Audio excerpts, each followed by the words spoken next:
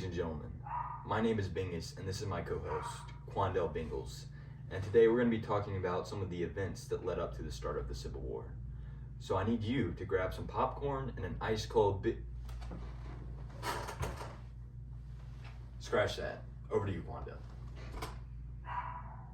On February 4th, 1793, the first Fugitive Slave Act was put into law, which made capturing escapees and returning them to their owners legal.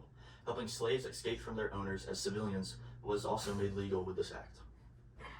On January 1st, 1808, the slave trade would be made illegal and impose penalties on those who were caught bringing slaves to America.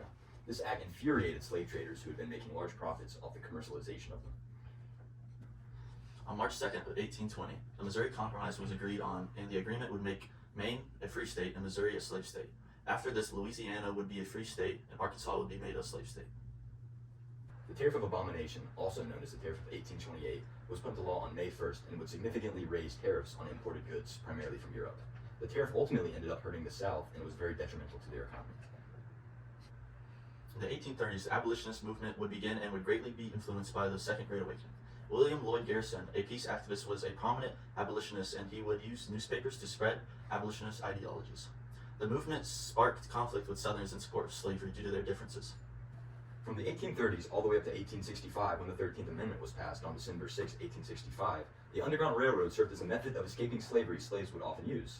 These conductors were other freed slaves, like Harriet Tubman, and the slaves would often hide in the conductors' homes in discreet locations.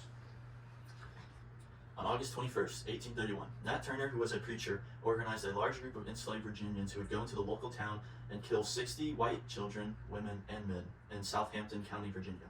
Turner would later be convicted, was executed along with a large percent of rebel force.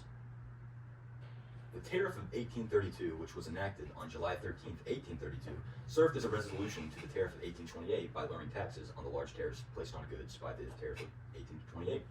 Even after this, many Southerners were still mad with the outcome because the taxes were still high. The Ordinance of Nullification was passed in South Carolina on November 24th, 1832. This would order tariffs and taxes from federal government to be nulled because it was considered unconstitutional by the state.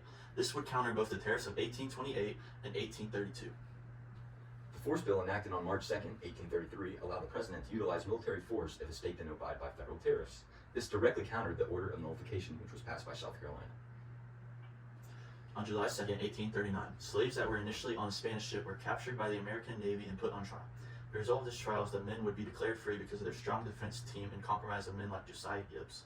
The Wilmot Proviso, introduced by David Wilmot on August 8, 1846, would prohibit new slave states from forming from the territory acquired from Mexico and would ultimately lead to the creation of the Republican Party.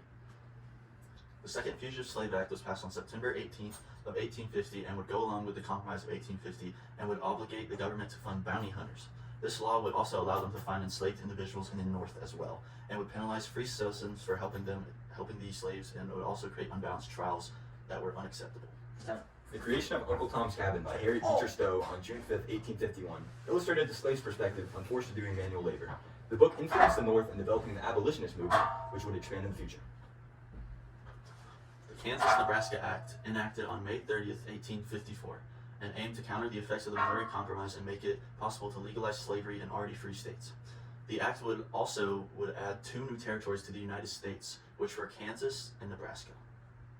As a result of the Kansas-Nebraska Act, fighting took place between pro-slavery and anti-slavery forces, which became known as Bleeding Kansas and took place from the 1855 to 1860s. On May 22, 1856, Preston Brooks attacked Charles Sumter with a cane due to his avid abolitionist ideas, and after insulting another senator due to his crimes against Kansas speech, he snapped. The Dred Scott case, starting on February 11, 1856 and ending in 1857, came to the conclusion that even if slaves lived in free states, they were considered property, so living in a free state wouldn't guarantee freedom. The Lincoln-Douglas debate on August 21, 1858, between Abraham Lincoln and Stephen Douglas over relevant political and social issues in the United States drew large crowds and had a great impact on the upcoming election. John Brown's raid, which took place on October 16th to the 18th in 1859, organized by John Brown, who was a radical abolitionist, led an armed raid on Harper's Ferry Armory. Robert E. Lee, who would become one of the most well-known generals in the Confederate Army, put down the raid and ordered Brown to be executed.